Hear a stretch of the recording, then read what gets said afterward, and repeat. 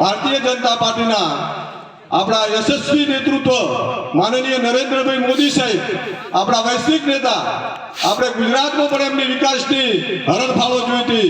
ખેડૂતો માટેના આપણે એમના પોઝિટિવ જે પ્રોજેક્ટો હતા, આપણી નર્મદા મૈયા હોય, સુજલામ સુફલામ હોય, 24 કલાક વીજળી હોય, આ બધો વિકાસ કરી અને 2014 થી દેશનું નેતૃત્વ સંભાળ્યું. ત્યારથી એમના મનમાં એક કલ્પના હતી કે મારો ખેડૂત સુખી થાય, એના માટે શું કરવું.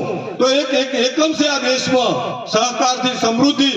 આપણા યશસ્વી ગૃહમંત્રી માનનીય અમિતભાઈ શાહ સાહેબને એમણે સહકારિતા વિભાગની અલગ જવાબદારી સોંપી. સહકારથી સમૃદ્ધિ, સહકારનો પૈસો સહકારમાં વપરાય, આવા કન્સેપ્ટ સાથે ખેડૂત સુખી થાય, ખેડૂતમાં જે નાના નાના ખેડૂતો છે એની આબાદી વધે, સમૃદ્ધિ વધે, એ દિશામાં આ સતત પ્રયત્નો એમના ચાલુ હતા.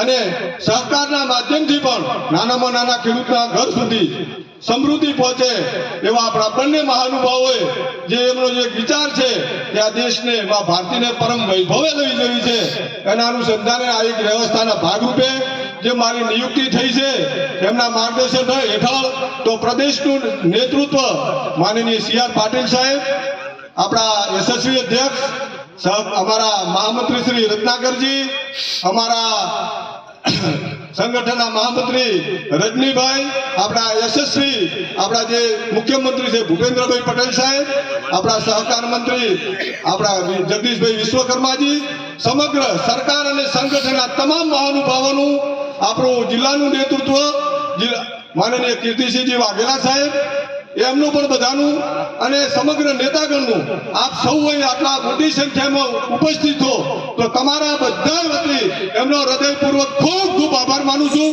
મિત્રો, આપણે જોરદાર તાળીઓથી વધાવીએ, ખૂબ જોરદાર તાળીઓથી વધાવીએ. ફરી